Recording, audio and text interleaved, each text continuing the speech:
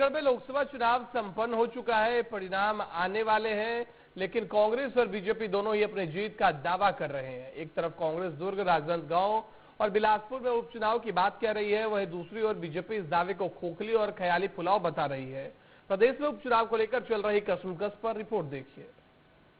चुनाव का परिणाम 4 जून को आना है और ऐसे में 4 जून के परिणाम से पहले छत्तीसगढ़ के 3 विधायक जो लोकसभा चुनाव लड़े हैं, जिसमें कोंटा से कवासी लखमा, भूपेश बघेल पाटन से और भिलाई से देवेंद्र यादव, ये अभी चुनाव लड़े हैं। चुनाव का परिणाम हालांकि नहीं आया है, लेकिन इन तीनों सीटों पर उपचुनाव को लेकर सियासत अभी शुरू हो चुका है। लेकिन देखने वाली बात होगी कि आखिरकार परिणाम के बाद क्या ये 3 विधायक लोकसभा पहुंचते हैं या इनकी विधायकी है वो छत्तीसगढ़ में बरकरार रहती है।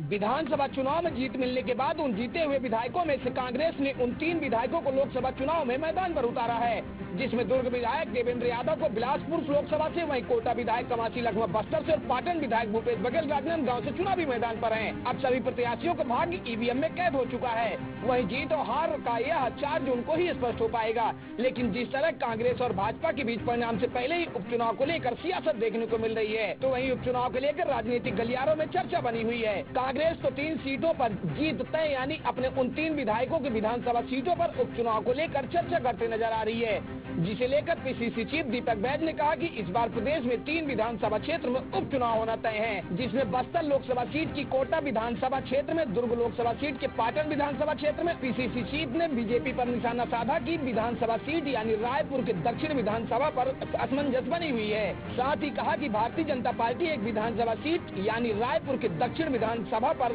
संशय बनी हुई है और मुझे नहीं लगता कि उपचुनाव उस सीट पर होना है। देखिए, 3 जगह तो उपचुनाव होना तय है।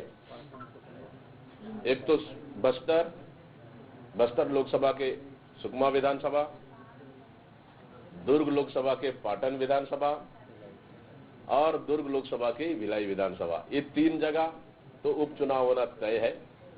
और भारतीय जनता पार्टी एक विधानसभाओं में संशय में फंसी हुई है और मुझे नहीं लगता है कि वहां कोई उपचुनाव होना है। वहीं कांग्रेस के तमाम दावे और वादों को लेकर डिप्टी सीएम अरुण साहू ने कांग्रेस पर निशाना साधा है। उन्होंने दावा किया कि 11 की 11 लोकसभा सीट जीतने जा रहे हैं। कांग्रेस प्रत्याशी इस बार लोकसभा चुनाव में 0 पर आउट होने वाले हैं। यह तय है कि इस बार 11 लोकसभा सीट जीतने के बाद उपचुनाव के परिणाम देखना खास होगा। देखिए, मैं आपसे बार बार कह चुका हूं कि भारतीय जनता पार्टी 11 की 11 लोकसभा सीट जीतने वाली है।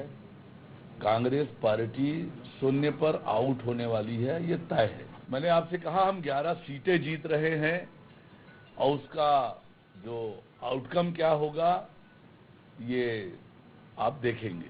बता दें कि परिणाम को लेकर अभी समय है, लेकिन दोनों पार्टियां अपने अपने दावे और वादे मजबूत कर रही हैं। देखना यह होगा कि 4 जून को किसकी बहुमत साबित होती है, छत्तीसगढ़ के किन सीटों पर उपचुनाव होना है और किन विधायकों को वापस विधायकी के तौर पर बने रहना है।